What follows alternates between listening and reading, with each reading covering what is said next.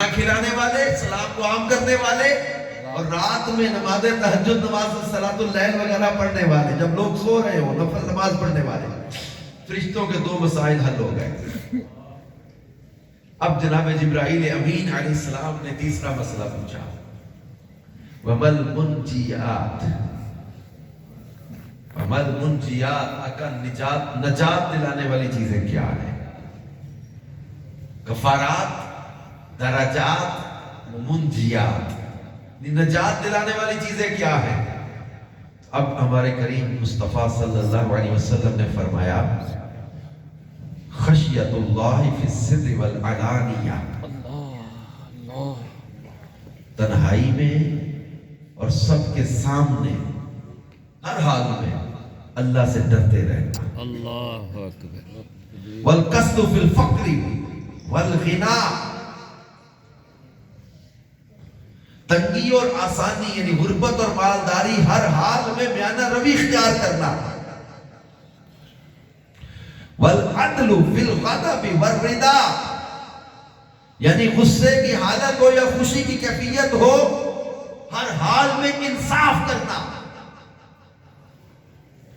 اب یہ نجات دلانے والی چیز ہے، اللہ کا ڈر، میانہ روی اور انصاف قائم رکھنا۔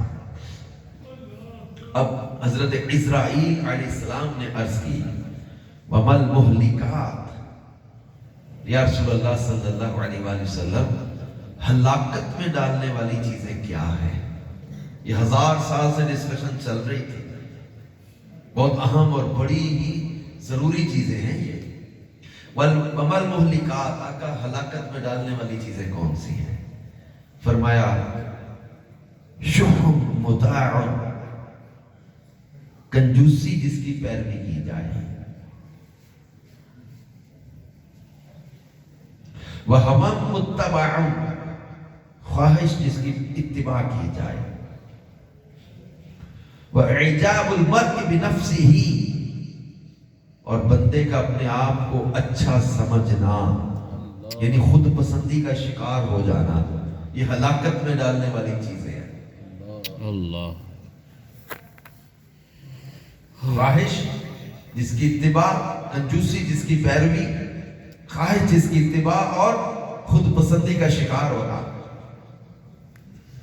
سرکار دو عالم صلی اللہ علیہ وسلم نے فرشتوں کے 1000 سال سے جو مسائل جن میں بحث و تکرار جاری تھی، چند منٹوں میں پیارے محبوب نے وہ مسائل بھی حل فرما دیے، اور ہمیں گناہوں کو مٹانے والی، درجات کو بلند کرنے والی اور نجات دلانے والی اور ہلاکت میں ڈالنے والی چیزوں کے بارے میں بتا دیا کہ ان چیزوں میں پڑو گے، خود پسندی میں پڑو گے، کنجوسی میں پڑو گے، نفس کی خواہشات کی پیروی کرو گے تو ہلاکت میں جا پڑو گے، اور درجات کی بلندی کا ذریعہ بتا دیا، کفارات گناہوں کو مٹانے والی چیزوں کا بتا دیا، نجات دلانے والی چیزوں کا بتا دیا۔ یہ میرے پیارے اسلامی بھائیوں، ہم جن چیزوں کے ذریعے نجات ملے گی، جن چیزوں کے ذریعے درجات کی بلندی ہے،